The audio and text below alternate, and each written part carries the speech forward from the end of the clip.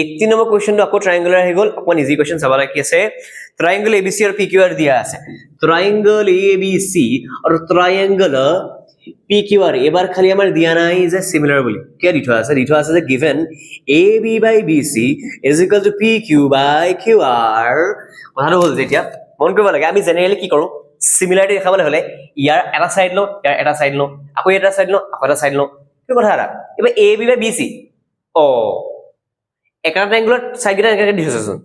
আমি প্ৰথমতে ওপৰ এটা ফাৰ্স্ট ট্ৰায়াঙ্গলটো বহাও তলত সেকেন্ড ট্ৰায়াঙ্গলটো বহাও কৰি লগতো পাৰি ন ক্ৰস কৰি পেলাই AB টো মেৰে ধৰিলো BC ৰ পঠাইলো তালে BC ৰ গুচি গল তালে PQ টো তলে লৈ আহিলো PQ হৈ গল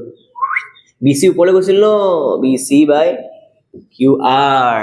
এটা মন কৰিব লাগে যে এই কথা এটা খুদিছে দুটা কন্ডিশন পালো যে AB by PQ BC by QR দুটা পেয়াৰৰ সাইডৰ রেশিও টু ইকুয়াল পাই গলো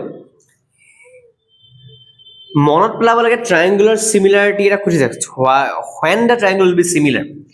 অপশন দিয়া আছে A is equal to P option দিয়া আছে B is equal to P option দিয়া আছে B is equal to Q option দিয়া আছে B is equal to R এটা ঘটনাটো হল এই কি দি থোৱা আছে এইটো এটা S বুজাইছে এইটো এটা S বুজাইছে দুটা S থকা আছিল কি সাইড সাইড সাইড নহলে সাইড এঙ্গেল সাইড নহলে আৰু নাই এটাহে আছিল সাইড সাইড সাইড উলিয়াবলে 3 নম্বৰ সাইড ৰেশিও দিয়া নাই তো এটো ক্যান্সেল হৈ গল তুমি সাইড এঙ্গেল সাইডলৈ যাব লাগিব সাইড এঙ্গেল সাইড মানে কি দুটা সাইড আৰু তাৰ মাজত এটা এঙ্গেল ফসি আছে মন কৰিব লাগে এটো AB আৰু এটো BC AB BC এনেকে না কোনে আমি ABC AB BC ও AB আৰু BC মাজত ফসি থকা এঙ্গেলটো কোনটো এই B টো